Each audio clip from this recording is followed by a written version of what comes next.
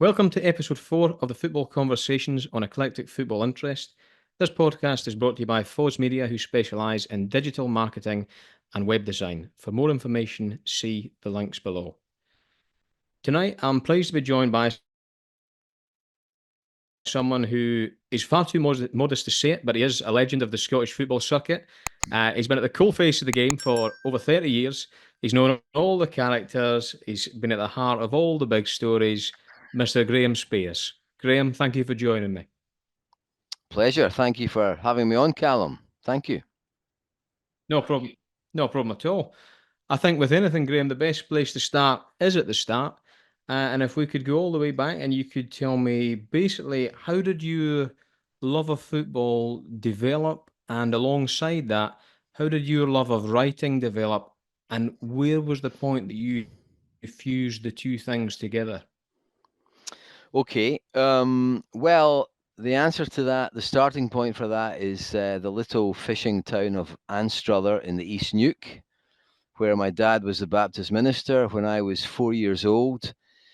And I remember this very vividly. My dad came back to the house, the manse as it was called, the house, and he had a brown paper bag. And out of this, he said, hey, wee guy, look what I've got. And out of this brown paper bag, he produced a football. And across the road from us was this little triangular grass park. And he said, come on, let's go and play football. And I'm 4 years old. We ran across the road into the little park area. And we started kicking this ball around. And I can still remember the exhilaration. I can remember it now as a little kid. I remember thinking, I don't know what this is, but this is great fun. This is brilliant. Chasing this ball, kicking this ball, watching it balloon up into the air. And I was exhilarated by it. And then every day for the next few years, my dad and I played football in the little park across the street. Some other little kids in Anstruther, or Ainster as it's known locally, would come and join in. And that planted the seed of loving football. I mean, I was never going to be I was never in danger of becoming a professional footballer, but I was quite a decent amateur player. I could play at school, I could play for uni, I could play amateur football. I was a kind of pacey winger and I could go by people with the ball. So I enjoyed playing football. And then when it came to school, I mean, I was terrible at school. Mhm. Academically, I was terrible. Um, and I was hopeless at maths, hopeless at history, hopeless at the sciences. Hopeless at everything except English. I was good at English. I grew up in a house full of books and I enjoyed reading books. And I suppose I grew up in a house of language and talking and debate and vocabulary. So words were kind of planted within me early on. And I scraped into uni with an embarrassing number of hires gathered over 2 years. I scraped in by the seat of my pants into uni. And I enjoyed university. But I came out of uni and I couldn't do anything. But ever since I was in P1 or P2, teachers had said to me, you can write. Your essays are good. You're good at writing. So I loved football and I was rubbish at everything, but I could write. So I thought, the only thing I can do is write about football.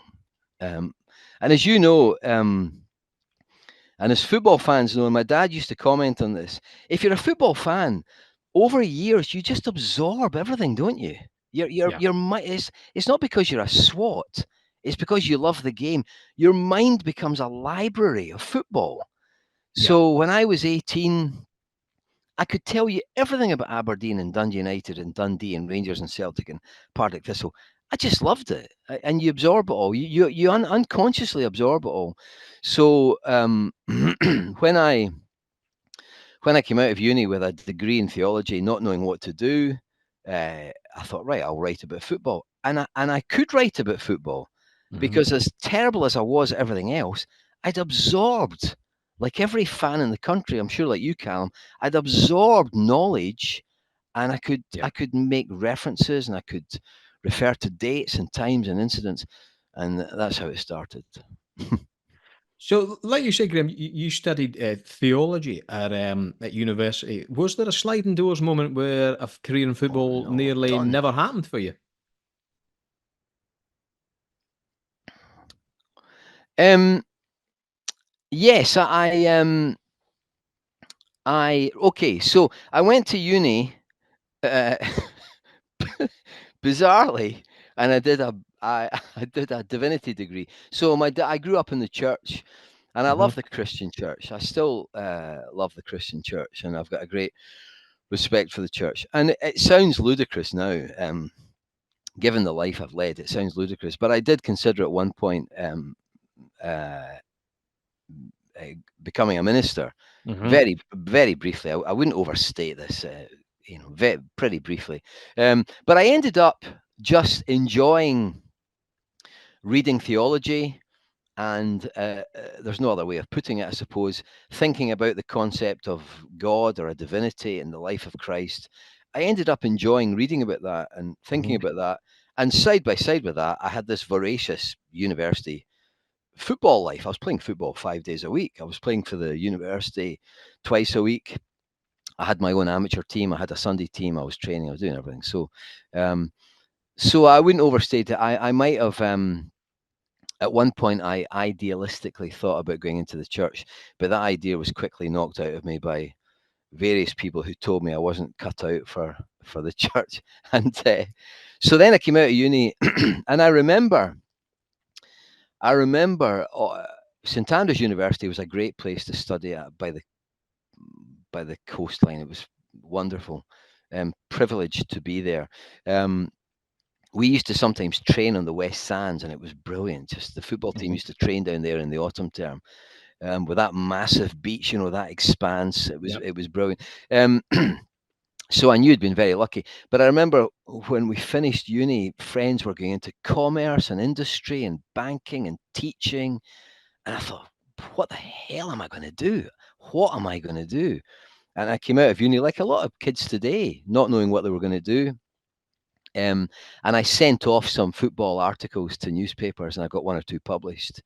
Um, and one very gracious, nice guy, an established journalist in England called Jason Thomas, Hmm. who might be forgotten now, but for decades he was a well-known writer on the Sunday Times. And Jason took a shine to me, and he thought I was half good. And he said, Okay. "Look, Graham, I like some of the stuff you sent in." And Jason Thomas very quickly and very frighteningly got me writing main match reports for the Sunday Times edition in Scotland, when I came from nowhere to doing Old Firm games and doing Scottish Cup finals and internationals. So I blundered into sports journalism that way, and it was what a blessing it became. Yeah. So when you actually you get into sport then, and this becomes your job, what's it like to then start talking to people on a regular basis who maybe you've admired or you've not admired, but you go from being on the outside looking in to being right in there. What is that like to talk to people on a daily basis in that format? I found that quite shocking. If you mean meeting people that you'd seen in public life, principal football people, for example, Mhm. and then you're meeting them on a daily basis in your job, is that what you mean? Yeah, yeah, yeah. In the normal world, you're just seeing these guys through the TV screen or at the game from the terrace, and then you're now writing about these guys. You're having to speak to them, managers, so on, kind of thing. Yes, I found that really startling. Yeah. I mean, so the first main kind of people that I met, kind of nervously, young kid, shoved to the front of the press pack, and Graham Souness is standing 3 paces in front of me. And I'd have to ask him about his team or injuries or Alan McCoist. And at the same time, Billy McNeill was the manager of Celtic, and similar, I'd be over at Celtic, and I'd be thinking, good God, I mean, it was very nerve wracking.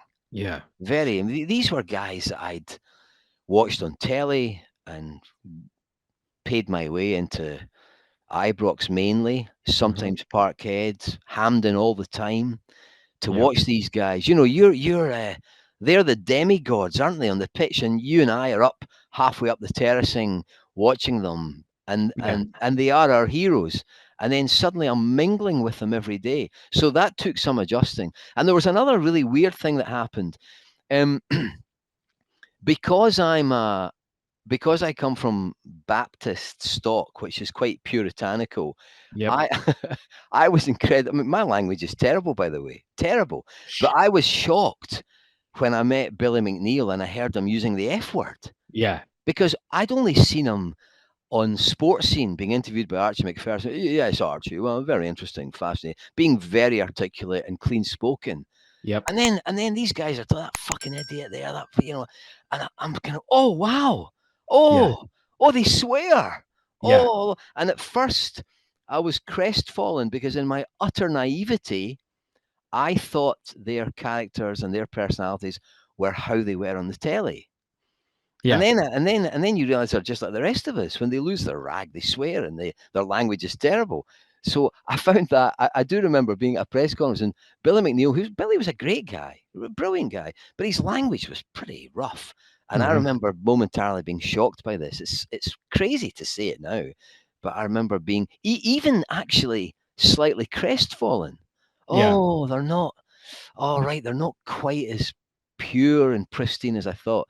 And then I realized that everybody in the world swears except my mum Yeah. and dad. So Yeah. you just wise up to it. But I must have been so naive when I started I out. think. I don't have anywhere near the experience of you, but a similar thing. When I've spoken to people in football, it's a strange thing because you don't actually think of them as real human beings. They're guys on a poster, or they're guys who are, on a TV screen in this kind of parallel universe. And then when you see them up close, like you say, swearing and whatever else, it's a strange experience. Yeah, yeah, it was. I mean, yeah, it's surreal, isn't it? I mean, I've had It many is. experiences like that. Two that I can tell you about. So, this is a bizarre memory, but I am an Elton John freak, as many people know, and Mhm. I met Elton John at the 1994 Suntory World Match Play Championship, out at Windsor, which is near Wentworth, where he had this big mansion. And not only did I meet him there, but of all places, I met him in the prefab urinal, the prefab Ah, men's toilets at the which will produce a lot of arf juvenile jokes, knowing knowing the life of Elton John. But he literally came in and started peeing beside me, and and Elton John is my mega hero, and I turned round and I thought, my God, Elton John is standing peeing next to me. And I actually started blunderingly while we were both in mid pee talking to him, which now I realize, I mean, it's bad enough for famous people to be accosted in the street, to be accosted in a prefab urinal when you're in, oh, it must have been, and he said, hold on. So we finished our pee. I made a point of, washing my hands and being very proper. I said, look, I eventually composed myself. Look, I need to tell you, Elton, you have given me hours and hours and hours of great joy with your music. Thank you very much. And I must have been groveling and terrible. And I must have been prostrating myself on the ground before him. But it was surreal just meeting your hero like that. yeah. And then I've ended up becoming friends with Martin O'Neill. Mhm. I ended up going out for dinner on a number of occasions with Walter Smith.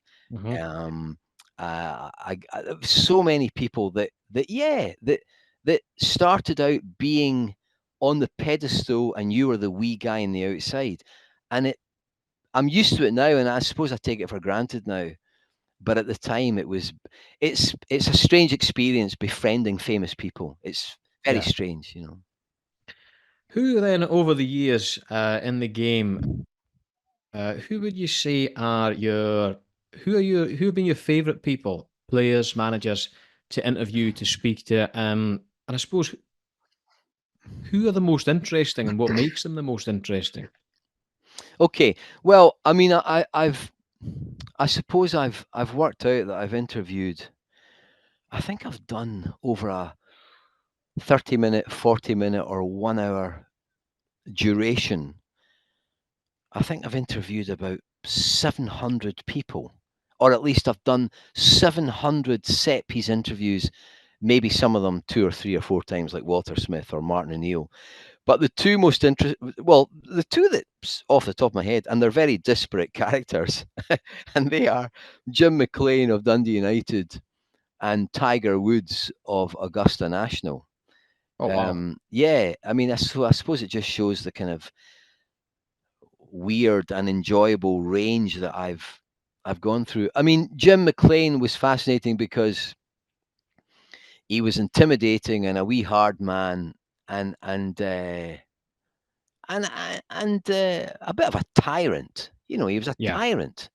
And listen, he once headbutted an STV cameraman. Yeah. He was a hothead in a way. But Yeah. the thing I always find with people you interview is that there's always another side to all of us. We're all quite complicated, aren't we? We're all quite conflicted. We're all most of us are quite kind, but we've also got a tiny sliver of cruelty within us somewhere, or at least Yeah. I have. So No, everyone has uh-huh, contradictions, and we're all a bit no. we're all complicated. So wee Jim was this wee nutter in one way who head-butted cameramen and was a tyrant, but he was also in one way he had a heart of gold, which sounds crazy. And I went up to interview him, and he was very good to me. Mhm. He was still in his heyday at Dundee United. This might have been 90 or 91, and I was nervously starting out in journalism. Yeah. And he saw that I was nervous, and he gave me a great interview. And I remember at one point I learned how to I suppose I learned how to get into these guys, and there was a big controversy at the time in the papers, mainly the tabloids, about how the Dundee United players were not being paid as well as they should be. And I remember Mhm. Jim McLean in mid-interview, and he didn't say off the record or anything like that. He opened this drawer, pulled out a bit of paper, and I can remember him. He grabbed this bit of paper, and he said, and these figures aren't right, but Neri 98,000, Hegarty 101,000, Sturrock 99,000. Malpass 79,000. And he started reeling off angrily their annual salaries. Yeah. And so I've got my tape recorder, I'm frantically taking these notes. And I went back and wrote up this interview with all this garish information in it. And I remember my sports editor saying to me, how did you get the salaries of all these players? Well, he just angrily opened his drawer and started reciting them to me. But then, and this is a well-told story, he then, having insisted to me very early on, he didn't have much time. He gave me an hour, Jim McLean, an hour of conversation. And then he Yeah. agreed to go to Broughty Ferry Beach to have his Wow. picture taken, walking up and down the beach, with the sunset setting in the background. It's become one of the most famous Jim McLean pictures. You see it everywhere. Yeah. He's actually wearing my black coat because Oh, my cheap C&A black coat that cost 32 quid, because it got very cold, and he agreed. I mean, unbelievably, the photographer Robert Perry kept saying, Mr. McLean, could you just walk back up 100 yards up the beach and walk back down, because the sun's just setting. I'm going to get this great image.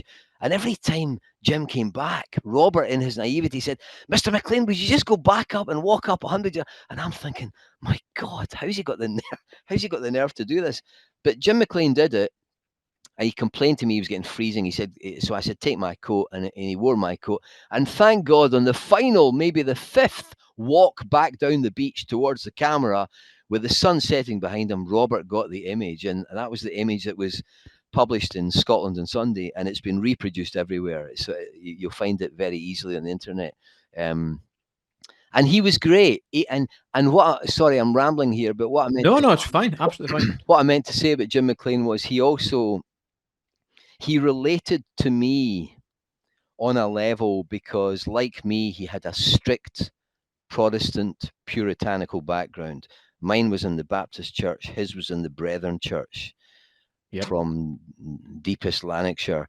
So he related to that, and he knew that my dad was a minister, and he strangely related to that and was very respectful of that. So Jim McLean liked me, Yeah. and I liked him, even though even though I knew that he could be a bit of a tyrant. So that was Jim McLean, and then Tiger Woods was just amazing because I once worked out that I've spent 24 hours of my life. I've spent a composite day with Tiger Woods because I've sat in a room with him or round a table with him, Hmm. or I've been with him for an hour or with 15 minutes or for 20 minutes or for 10 minutes or for half an hour. Once on my own, but mainly with two or three or four or six, sometimes 10, sometimes in a vast room with 50. But I've been with Hmm. Tiger Woods for 24 hours listening to him talking. And Wow. the thing I loved about Tiger was, and not the golf writers don't agree with me in this, but I always found this, that more often than not, Tiger Woods was the one guy in the world in his prime that could have been forgiven or half forgiven for saying, I'm a bit of a genius. I Yeah. can hit the ball 270 yards to 6 feet. I'm a bit of a genius. But of course, he never did that. On the contrary, when he would be asked about, you hit that 3 iron 272 yards and it rested 10 feet from the hole, he very often said, you know what, I got a bit lucky. Yeah. A bit of wind came and it blew around, or I meant to fade it right to left and the fade didn't work, or I caught it a little bit heavy, or I caught it a bit. He quite often cited good luck or good Yeah. fortune when he hit a great shot. And I thought, you're the one guy in the world that doesn't need to do that Yeah. because you're brilliant. So I Yeah. found that quite endearing in Tiger. I found that really appealing. I mean, he's been called arrogant and presumptuous. I never saw that. On the No. contrary, I repeatedly heard him saying, guys, I got a bit lucky with that shot. Hmm. And I found that very appealing. Did you ever find it difficult to jump between football and golf when you jump, or were you as knowledgeable about golf as you are about football? No, no. So no, I wasn't knowledgeable about golf, and a lot of people would say I'm not knowledgeable about football. But so what happened was I was dead lucky. Hmm. Goodness me, I was so lucky. So I was working for Scotland and Sunday for 10 years on a Sunday paper between about 1990 and 2000, and I was your solid regular covering Scottish football, which was great. Yep. Going to Aberdeen, going to Dundee United, going to Hibs and Hearts, Rangers, Celtic. It was great. I really enjoyed it. Um, but being on the Scottish football beat week in week out can become a bit arduous, can become a bit soul Yes. destroying. Um, but Scotland and Sunday said to me, "Oh, Graham, our golf correspondent's left. Would you become our golf correspondent?" This was in 1990, and I said, "No, I know nothing about golf, so I can't become your golf correspondent." And the editor, Andrew Jaspin, said to me, "Well, Graham, I've got news for you. You are our new golf correspondent. Get to the Open in St Andrews." And so I thought, my God, right. So I went up to St Andrews, and that was my first Open in 1990, and I ended up doing 25 Open Championships. And the Wow. same the same thing happened. I fell in love with golf. I really fell in love with it, to the point where, and this was sacrilege. Hmm. I began to ask myself, gosh, do I actually prefer golf to football? Because I Yeah. love golf so much. And I loved football and I still love football. Hmm. But I thought, my God, do I prefer golf? So I started going to the Masters every year at Augusta. I started going to every Open. I started going to the US Open. I went to all the Ryder Cups. So forgive my language. I just became this lucky bastard who Yeah. was going all over the place. And the guys, my press colleagues used to say, when I turned back up at Tynecastle on a wet Tuesday night, having been in America for 2 weeks, I'd get this. Oh, here he is. Here he is, back to join us. Back to the groin strains and the knee knocks and and so I took a bit of ribbing over it. But yeah, I am. So yeah, to get back to your question, I started covering golf, and I loved it, and I found golfers were interesting because they spoke in a especially American golfers spoke in a different vocabulary from Hmm. Scottish or British footballers, and I found that interesting to deal with. Phil Mickelson spoke a different type of English, a different idiom from Hmm. the language I'd been used to jotting down in football. So did Tiger Woods, so did Jack Nicklaus, so did Severiano Ballesteros, who I covered for about. I caught the last 4 or 5 years of his great period, and so I found it fascinating. I was once in a taxi with Sevi for an hour, me and Sevi's caddy Billy, going from Dublin down to, I think, Mount Juliet for the Irish Open, and crazy things like that happened to me. You just ended up being in weird situations when you were covering golf. It was great fun.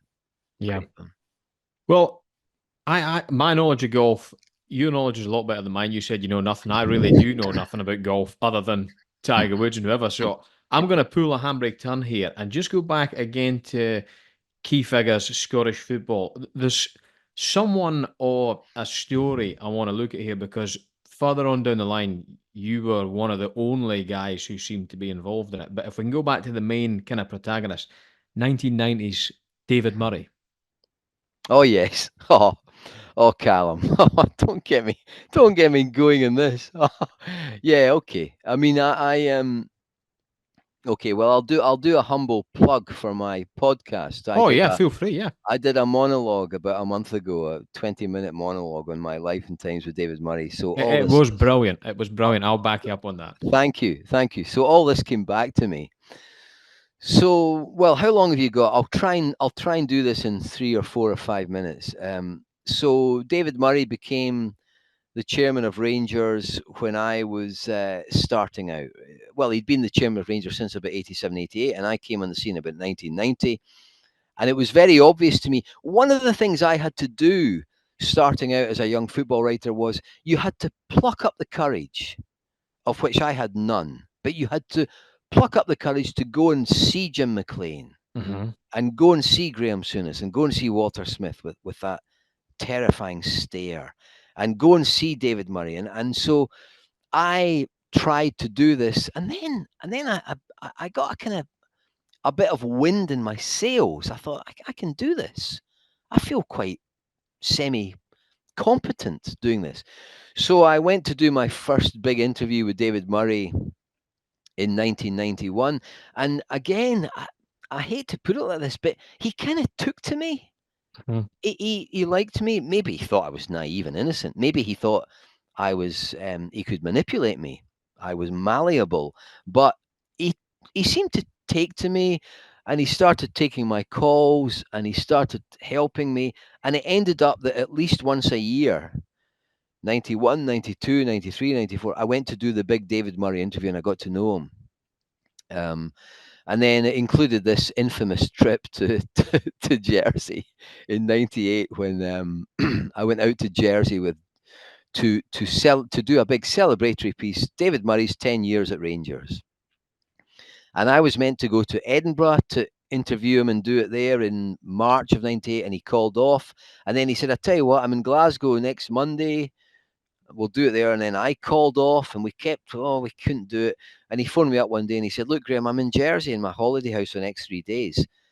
Get on a flight to Jersey, come out, and we'll do the piece there, the 10th anniversary piece." So I phoned up.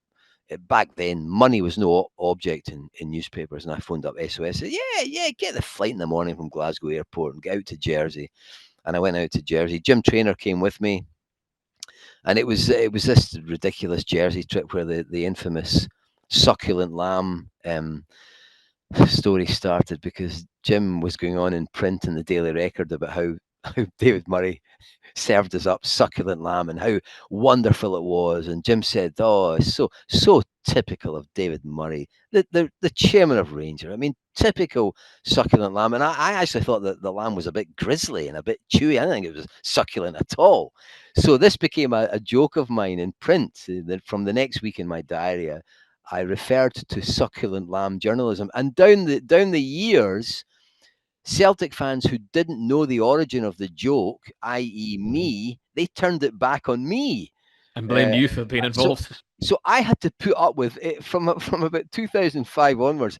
Every week, I had to put up with somebody saying to me, Graham, have you heard of succulent lamb journalism? Let me explain the joke to you. And I would say, I originated the joke. I was there, but you're too young to remember when it was in print, you know. So this became a bit of a palaver. And then we fell out because my move to the Herald in 2000 journalistically became different from Scotland and Sunday, because Scotland and Sunday was kind of pan Scotland, Aberdeen, the Dundee teams, Edinburgh teams. The Herald, being chief sports writer of the Herald, which I became, was like a West of Scotland trench. Rangers and Celtic and bigotry and Martin O'Neill and Neil Lennon and all this stuff. And I just got wrapped up in this.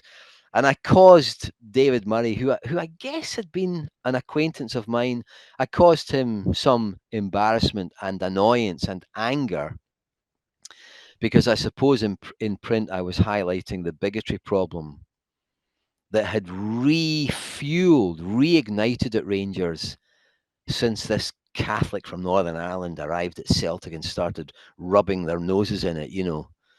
Martin O'Neill, and it definitely inflamed the singing at Rangers. Rangers went through a bad period of fan behaviour, bigoted chanting. I feel completely vindicated on it now. I took shit and brickbats at the time, but I feel completely vindicated on it now because it was so obvious it was happening, and they were fined by UEFA and all this thing. So I became a number one enemy among some Rangers fans, and David Murray and I spectacularly fell out.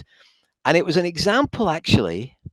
It was an example of, I think there's a real danger in journalism, any type of journalism, of getting too close to the people you have to write about. And the dilemma is, I totally understand Jim Trainor's argument about contacts. It's all about contacts. Well, it is to a degree, but if you become beholden to them, if you become a sycophant to your contact, you cease to be a proper journalist.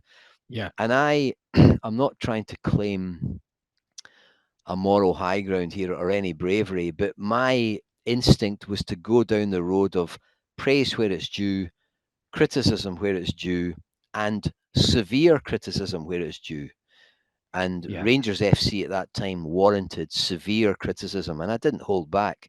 And David Murray was furious with me. So we went from getting on well, and he was good to me and kind to me. We went to falling out over my coverage of Rangers, and it was looking back, it was a very interesting journalistic experience. Sorry, on you go, Graham. No, sorry, there was a lag there, so I wasn't going to say anything. Okay. I was just going to say, I remember that period of time well.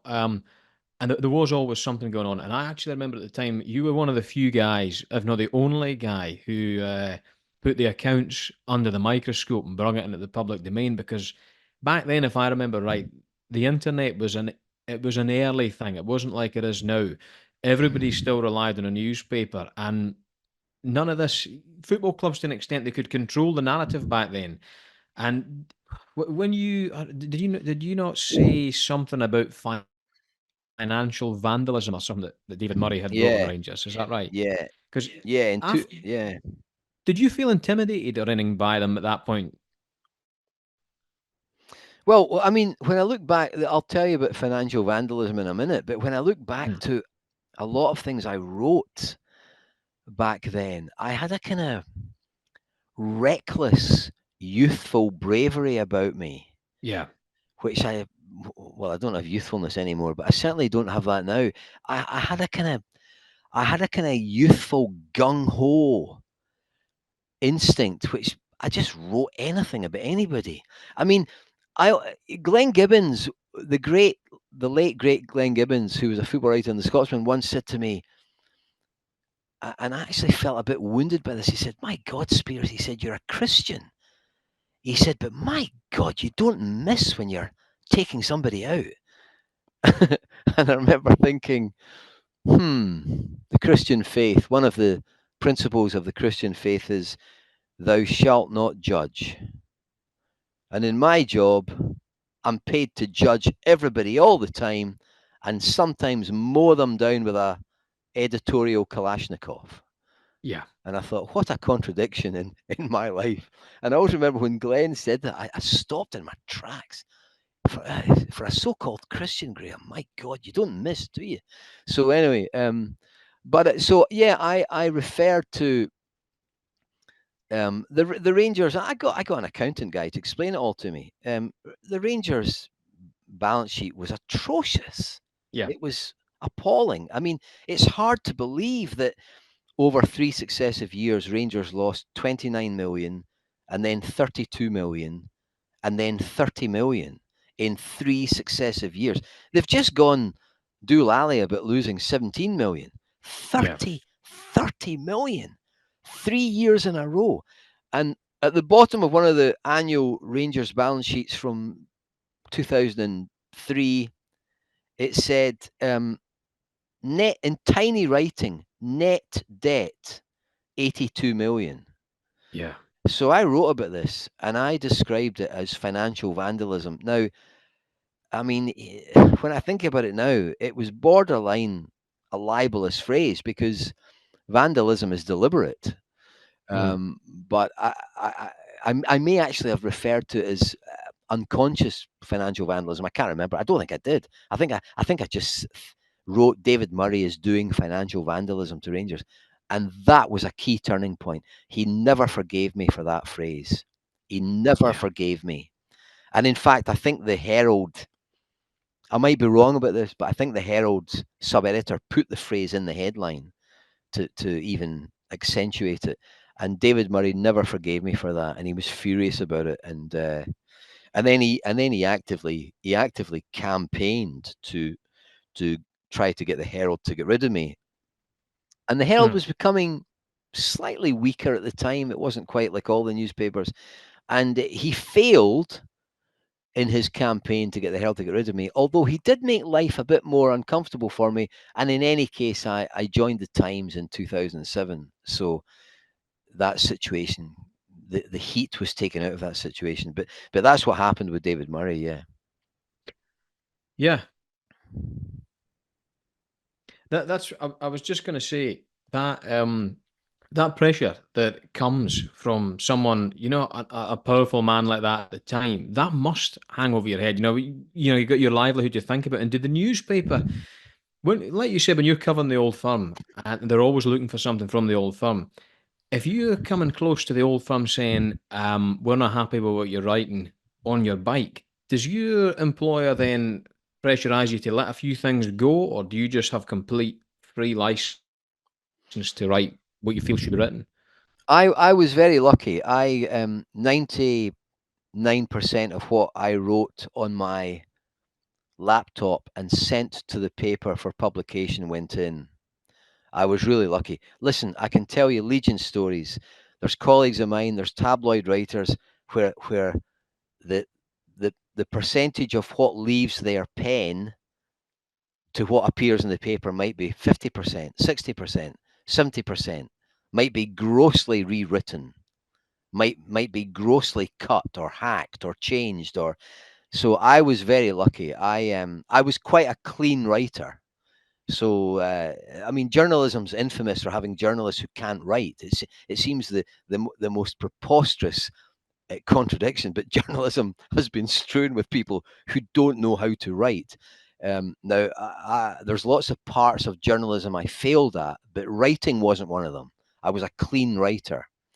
So, I never, what I wanted to write, I was lucky. I had autonomy and I had my own voice and I was given my platform. And of course, um, again, rightly or wrongly, TV and radio began to ask me to come onto their platforms, and that kind of artificially gives you more importance.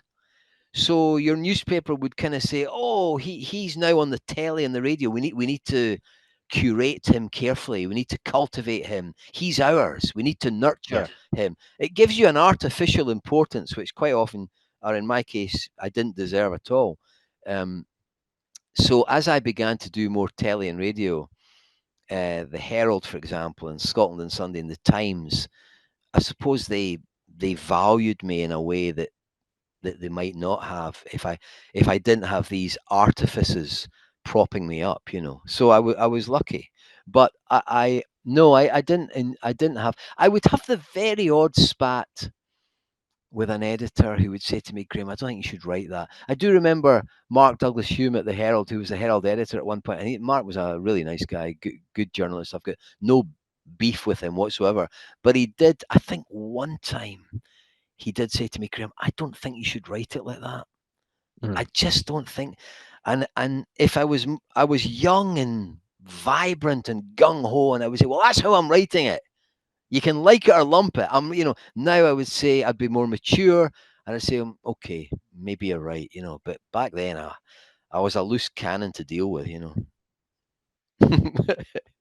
Well, you mentioned TV there, and that was another thing I was going to ask you about was your career on TV because when I was growing up, I remember you being on the telly a lot, and Yes. you always had something thoughtful to say, which was quite refreshing. And how did you find that whole experience going from being you're just kind of black and white words in a newspaper to there he is, that's him on screen kind of thing? Did that bring a whole new kind of pressure for you as a person?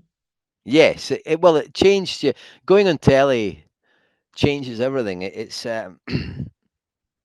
ridiculous. It makes your life more preposterous in a way, in the sense that because you've appeared on this little box, you walk into a pub and people go, "Hey, there's Graham Spiers over there." You know, in the same way that when I was a student, when Alan Hansen came to St Andrews one time to play golf, I saw him and I shouted in the street, "Hey, there's Alan Hansen over there."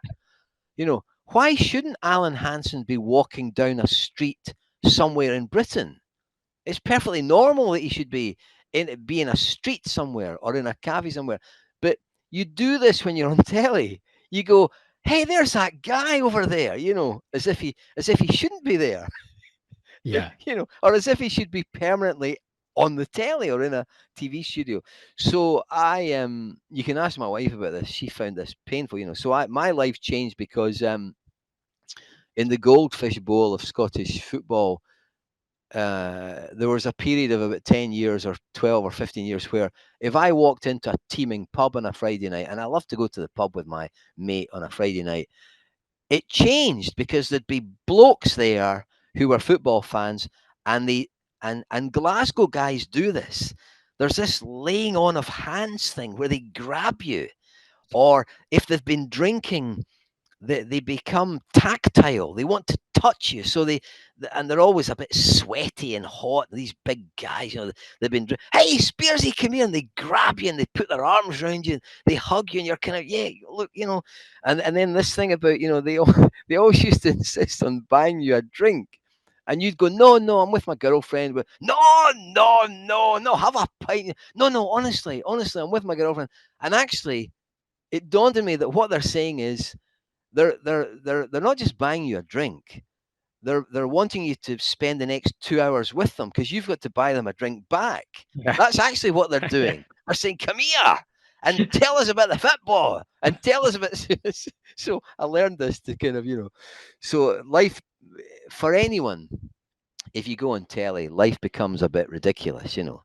And in my case, I was a complete fraud because I used to pretend to everybody that I didn't like the public attention. It was really uncomfortable, but actually, secretly, I did quite enjoy being.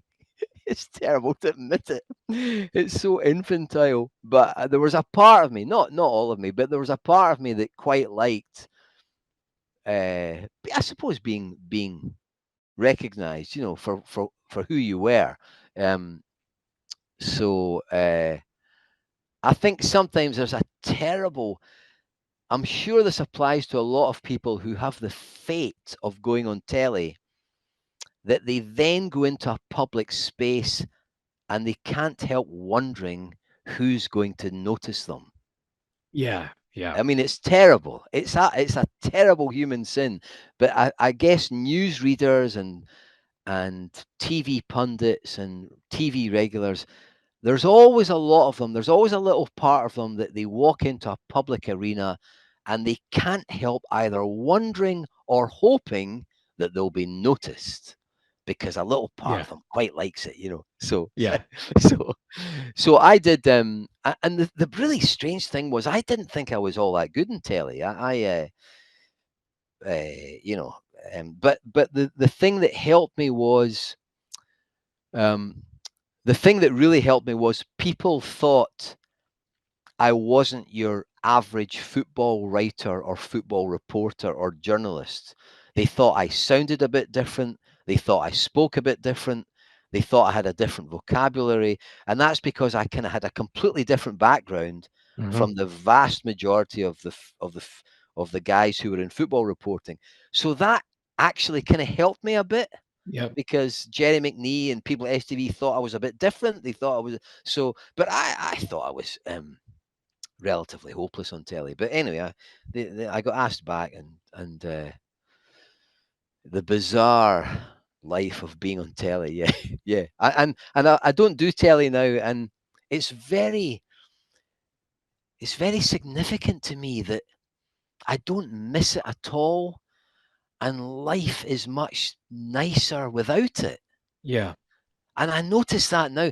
I think a lot of it's to do with youthful ambition and youthful egotism, where, as I've just described, you quite enjoyed the stir that you caused. Now that I'm older and a little bit wiser, I'm slightly contemptuous of telly.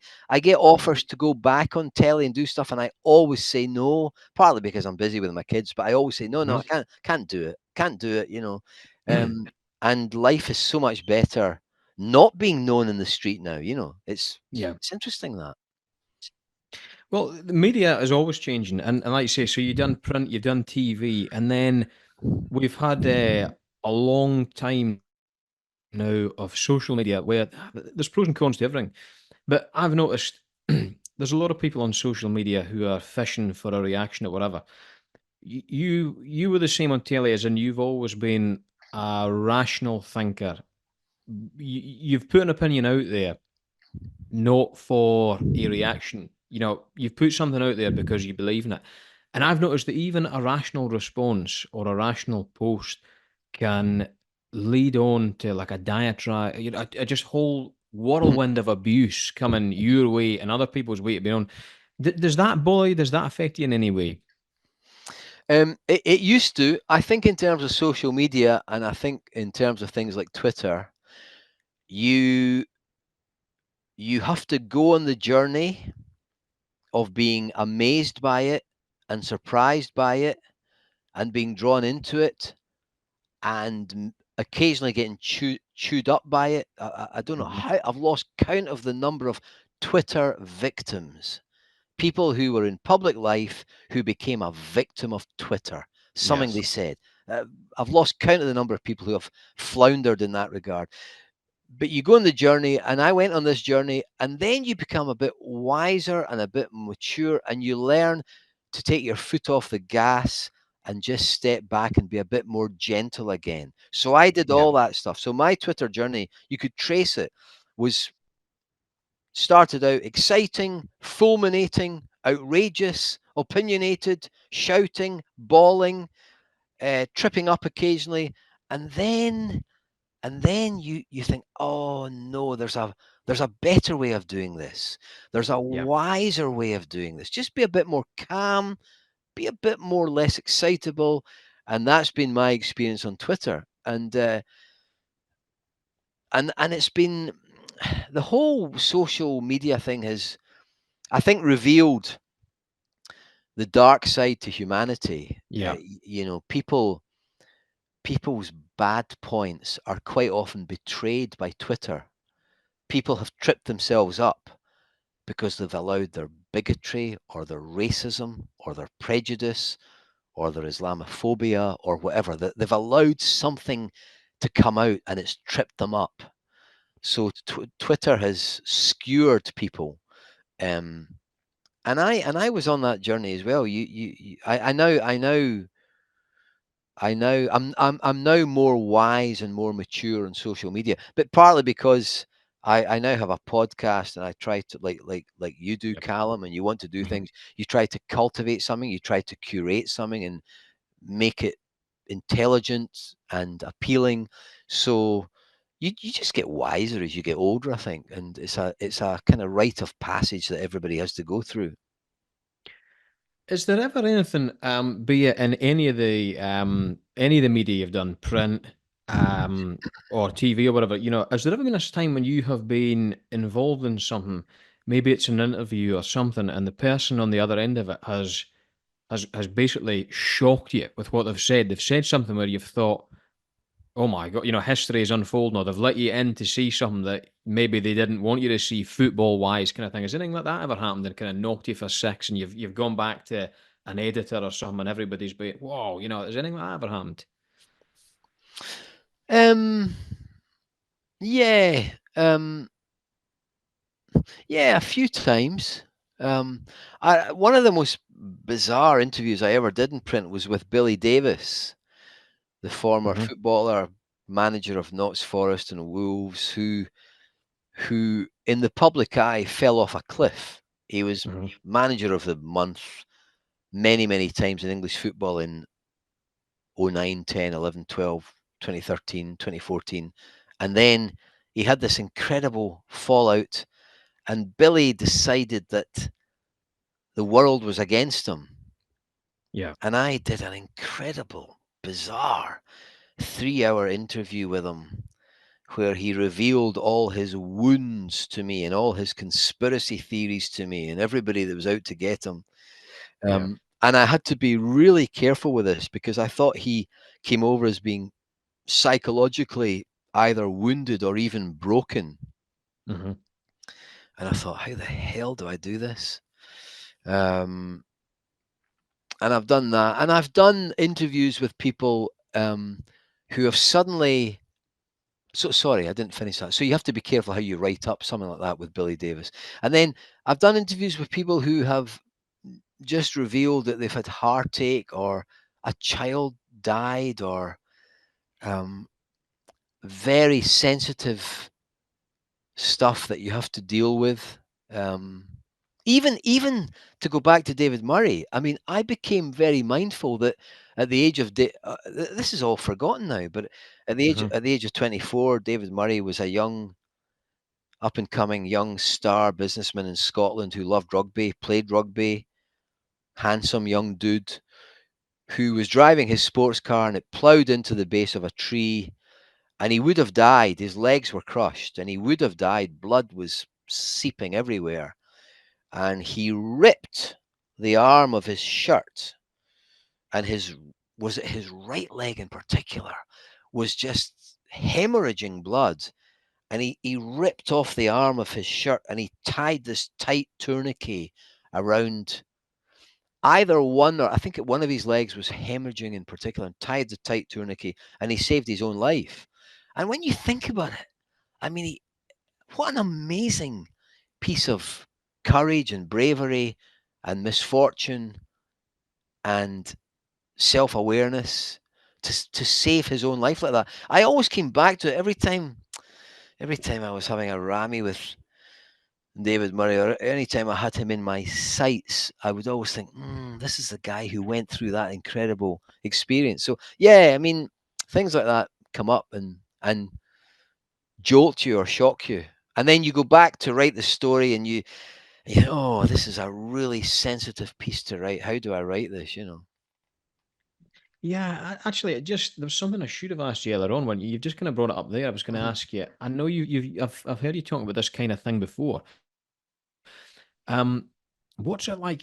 When you got a personal relationship with someone in football, and there just inevitably comes the time when you've got to criticize them. Has there ever been times when this has backfired or it's blown up in your face? Someone's really taking exception to something that you've written, even though you feel completely justified in what you've written or you've said or whatever. Um, Yeah, I mean, well, I had a kind of friendship of sorts with Neil Lennon at one point, and that friendship was completely ruined by me having to criticize him in print. Um, and I'd praised him plenty, but having to criticize him in print over some things that were going on at Celtic, and he took exception to it. And that's what you do, don't you? If you're, it's just one of the laws of human nature. Yeah. If you and I are friends, Callum, and you're a football manager, and we get on well, and then you have a period of failure, which we all have. We all have chapters of failure, and I criticize you in print. Then you're going to say to me, or I would say to you, "What the hell are you doing? Yeah. Why are you? It's just human nature. You want people to be. You want your friends to be nice to you. So journalism can ruin friendships. Yeah, Yeah. I used to argue with this a lot with Jim Trainer. You have a choice. You Hmm. become a sycophant. You just become a sycophant, and you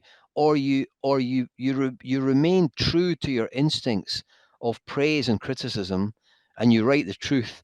And if you do that, then you lose friends. You just do. And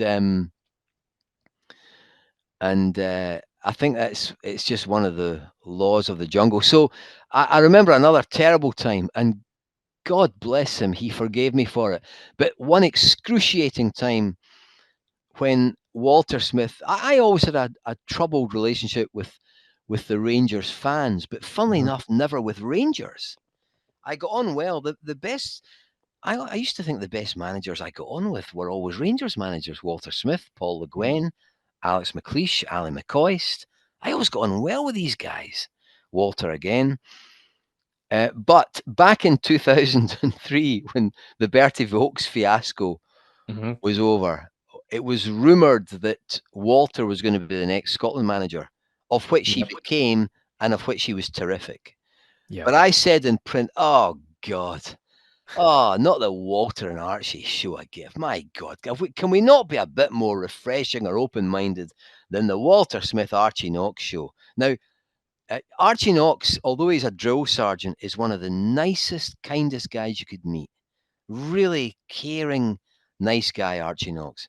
I was young, a young, stupid Turk at the time. I didn't know this. So I'm being pejorative and castigating in print and snooty. Oh God, not Walter and Archie, And then the next morning, the day the day of the my piece appearing, Walter is announced as the Scotland manager, and at 9:30 a.m. he invites all the football writers, including me, to come and have a coffee with him and sit down. And he walks in holding a copy of the Herald into the room, in which I've got, oh, for God's sake, oh, and he fixed me, Walter. He fixed me, the absolute bastard that he is. He fixed me with his glare, and oh, I felt terrible. I felt terrible. And then he became the Scotland manager, and typical of my utter ignorance and stupidity, he became a very good Scotland manager over that 3 year. He restored pride to Scotland, and we played some great performances under Walter. And I just made a complete arse of myself, a total arse of myself in print. And then, so a number of years later, I phoned Walter up and I said, Walter, look, me and some of the guys, Hugh McDonald and Hugh Keevans and Ewan Murray, I've said to them, why don't we take Walter out for dinner? And I phoned Walter. I said, Walter, we'd like to take you for dinner. Walter, that'd be great, aye. So we all went to the Chip, and we had a few pints in the Chip, and then we went to the through to have dinner. And we had a brilliant evening, and Walter brought up this this moment and was teasing me about it. And I thought, oh, you've got a deep humanity about you. You don't. Yeah. Some guys would fester, but Walter could just laugh it off with his dark humor. Good on him. Yeah. I was actually thinking about him the other day because it was think last week it was 3 years since he died. And I remember mostly the Scotland years and then the second period at Rangers, which I think with time now looks even better. Scotland doesn't. The game has changed, and Scotland doesn't produce these kind of managers anymore, does it? These kind of all-powerful Hmm. guys guys who run the club, and like you say, he's taking issue with the press and all this kind of thing. This kind of manager doesn't exist anymore, does it? No, it's a new breed of manager and a new type of being, a new species. I mean, Walter belonged to this great tradition of football that came out of Dundee, even though he was a Glasgow boy. I loved these stories about, there was these stories that Ron Scott, the old Dundee Sunday Post writer, used to write about when that Dundee football mafia, they'd meet in the pub on a Friday or Saturday night, and so you'd have Jockey Scott, Gordon Wallace, Jim McLean, uh, um, Jim McLean, Jockey Scott, Gordon Wallace, all these other managers that were there, Archie Knox, and they would all be chewing the fat. I mean, brilliant football men in the culture of Dundee football. And I used to love that. These guys represented um, the type of football manager that I grew up seeing. Sometimes with a heavy Yeah. coat, and they all, like Eddie Turnbull, they all looked like they'd been down the pit for 12 hours. These guys, they were all pretty heavy set and lined, and they were men of their time, I suppose. And I loved that. I loved the old boss, the manager Yeah. who was the boss, and he Yeah. intimidated the press, and nobody took a liberty with him, and Ron Scott used to tell this story about when Eddie Turnbull was the Aberdeen manager. Um, Ron Scott would be based in Dundee, and Aberdeen would have been playing Rangers or Celtic, and they'd be getting the train back to Aberdeen that night. They went back by train from Hmm. Queen Street Station back to Aberdeen, but the train would stop for 4 minutes in Dundee, just a Yeah. pit stop in Dundee. And Ron used to arrange to when the train stopped, Eddie Turnbull, the Aberdeen manager, would come to the window, roll the window down, and give Ronnie a 2-minute interview about how the game went and injury Right. updates and and Ron would be on the platform and Eddie would be leaning over the barrier. It's like a scene out of the Railway Children, Yeah. the old Yeah. window down. You imagine steam coming out the funnel. Oh, yeah. And Ron, winter night in Dundee train station, the Aberdeen team are en route back to Aberdeen, and Ron would be interviewing Eddie Turnbull. There you are, son. There's your quotes. I'll see you next week, or I'll see you. And they did this. It was just a different world. It was. Yeah. Now these coaches are modern men, not very often not brought up in working class conditions and middle class conditions, and good on them. And they're educated. They might have diplomas or degrees, and they sit at a computer, and this is one of the big things. They study statistics, Yep. statistical evidence. I mean, the great managers. I've just been rereading Martin O'Neill talking about Brian Clough. Yep. It's amazing. It's amazing how the great managers, the brilliant managers like Bob Paisley, Brian Clough, they they didn't know what statistical evidence was. In fact, No. they didn't even know what evidence was except what they saw with their eyes on a Saturday Yeah. afternoon. It's just so different now.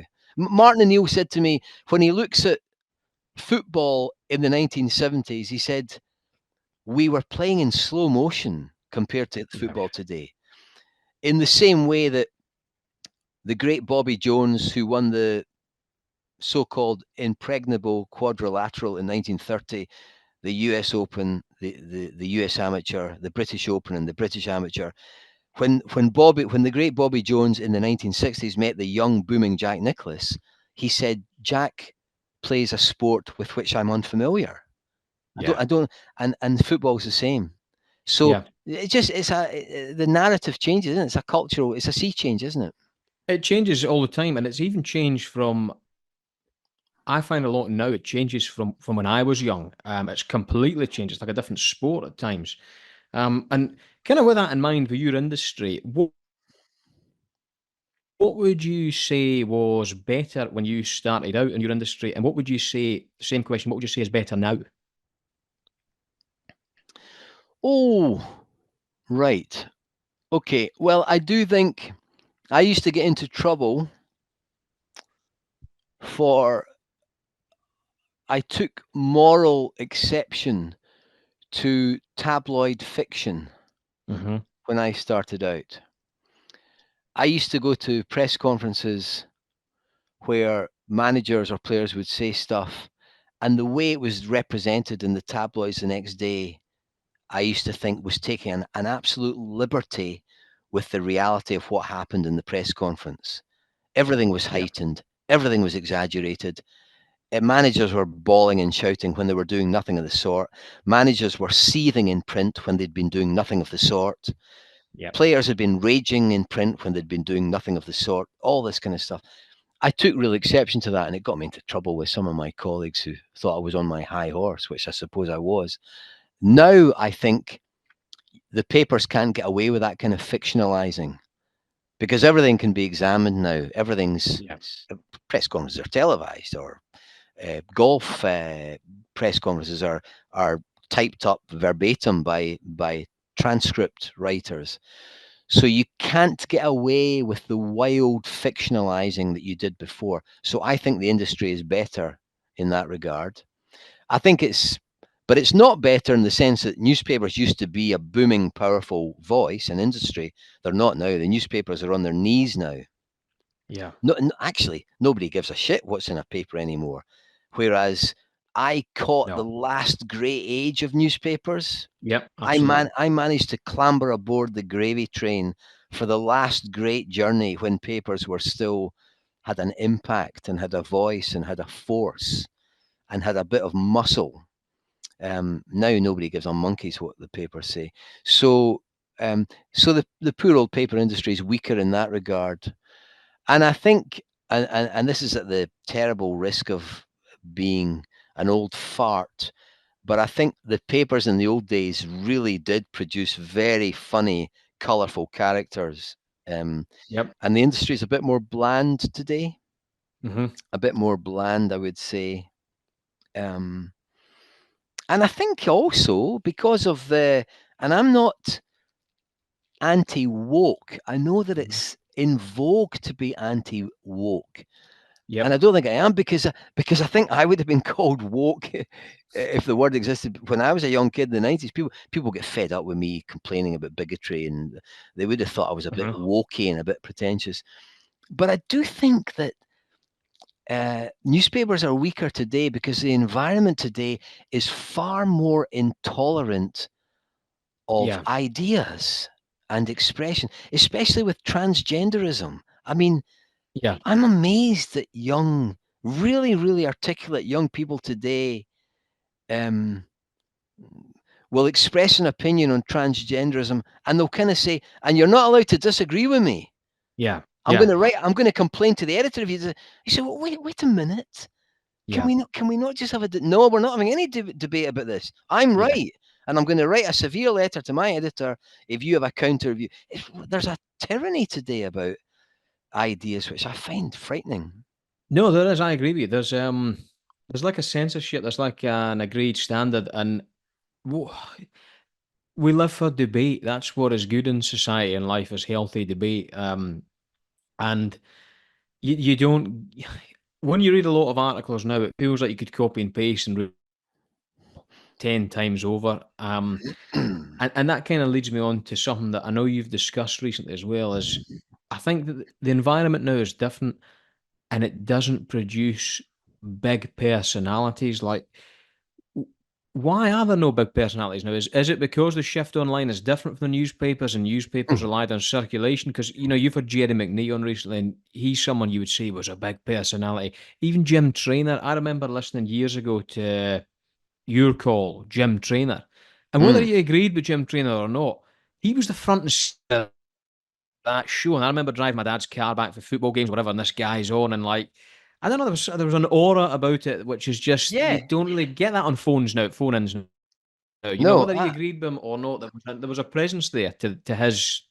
He was like a voice of authority kind of thing. You don't get that now. I agree with you. Totally. And I had many a dispute with Jim Trainer. Jim was quite kind to me early on in my career. And I agree with you. These were a friend of mine is often commenting on this. Johnny McFarlane, who's now head of sport at the Herald. Hmm. Johnny's line is, "Where are the big beasts? There's Yeah. no big beasts anymore. There used to be Alec Cameron and Jerry McNee and maybe Jim Traynor and some of the other guys, the big beasts. Johnny always says to me, "There's none now. There's none." Yeah. Partly because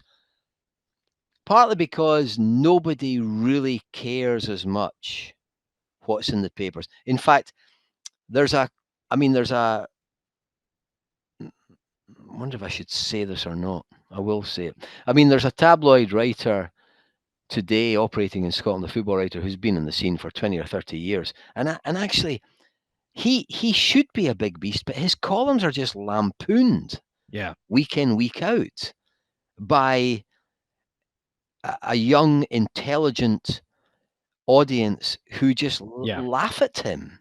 Yeah. And this is where newspapers have become vulnerable and they become weak.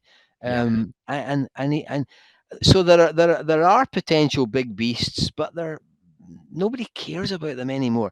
Whereas in the old days, and it is true that in the old days, the big beasts, the Jerry McNees and the Alec Camerons of this world, they were propped up in a way by they had no comeback. So Yeah. they wrote their columns, and the guy down the pub would seethe with anger at what this Yeah. guy was saying. But actually, Jerry and Alec Cameron were the kings of comment.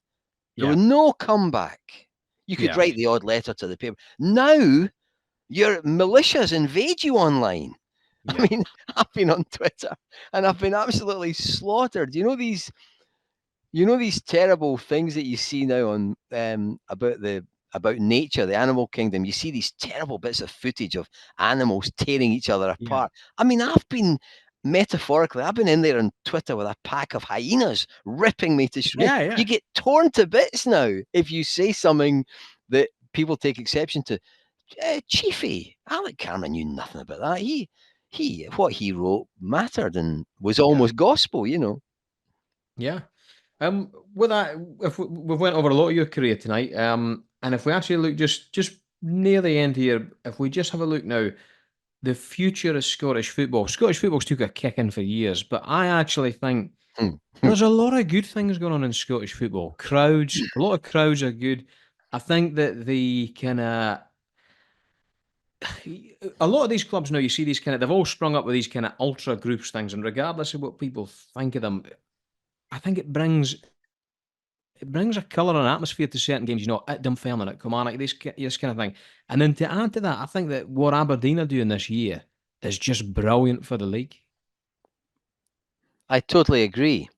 I'm with you, Callum. I adore Scottish football. It's in my blood. Bizarrely, it's really weird. The two things that are in my bloodstream are the church and Mhm. Scottish football. Yeah. Kind of odd bedfellows, but and I adore Scottish football. And I was just about to say to you, I mean, look at Pittodrie now. It's It's amazing. rocking. It's bouncing. And actually, I got a message this morning from Dave Cormack because I was trying to lure him back onto my podcast because he Yeah. comes on once a year. And Dave, much to my chagrin, he very wisely said, "Look, Graham, the club's having a great time. This isn't the place for me to come crowing about it. I just want to stay in the background, Yeah. because he said, God knows we've suffered enough in Yeah. recent years. But isn't it brilliant to see? It And is. watching it the other night, and Jimmy, I mean, this guy has become a messiah in the Yes. Northeast, and it reminds me of what Jonathan Northcroft used to tell me about how, and what you and I saw, or certainly I saw, how magical the Fergie period was in the 80s. Yeah. Absolutely magical. I mean, even as a Rangers fan at uni, Mhm. I remember bursting with pride at Aberdeen in Europe. Yeah. I remember Gothenburg saying, most of my mates for the first 11 at St Andrews Uni, about 7 or 8 of them were English. And I remember saying, guys, come and Yeah. watch this. Come here. Yeah. I'll show you about Scottish football. Aberdeen against Real. Come and have a look at this. Yeah. We rule the world. We were the originators of this. And I loved that. And I loved the brilliant story of Jim McLean and Dundee United and Dundee in the 60s and Hibs in the 50s and all.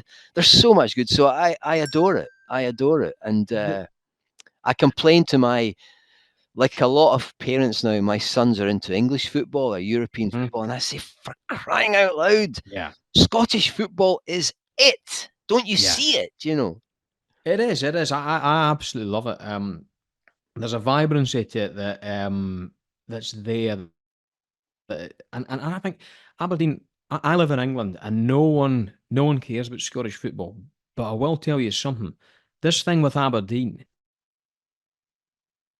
this is the only time in my time in England, as I've had people at my work saying to me, "This is great, this, isn't it? Look, how far can it go?" And there was actually people who were saying to me, "Are you watching the game on Wednesday night?" And I thought they would never have watched any Scottish football game before. They would never have even registered. But it's do you think our league, do you think it needs something like Aberdeen to go on and do a Leicester, and win it to really get the grip outside? Do you think that would be good for the game?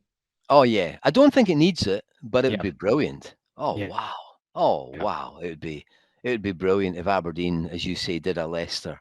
Yeah. Um, and I mean, Scottish football will always have, I think, an enduring appeal. Yeah. And obviously, listen, warts and all, Rangers and Celtic, for all the sins, and God knows I know about them because I've been going to Ibrox since I was 5, so I know Yeah. all about it. But Rangers and Celtic also have great appeal, hold great appeal. Dick Advocaat had been the manager of Holland. He had been the manager of PSV Eindhoven, which in 95 and 96 and 97 wrested the domestic Eredivisie power away from Ajax, who Yeah. were in the 1996 Champions League final. Dick Advocaat wrested that power over to PSV, but do you know what he did? He came to Rangers. Yeah. He said, "I'm going to. I mean, this club's huge. Yeah. Look at the stadium. Look at it." Martin O'Neill was at Leicester, was a big name in English. He came to Glasgow. Yeah. Paul Le Guen had won the league title 3 times in France with Lyon, had turned down Benfica, had turned down a Russian club, had turned down Lazio, but he said, I'm going to Rangers. The, Scottish football will always have this appeal.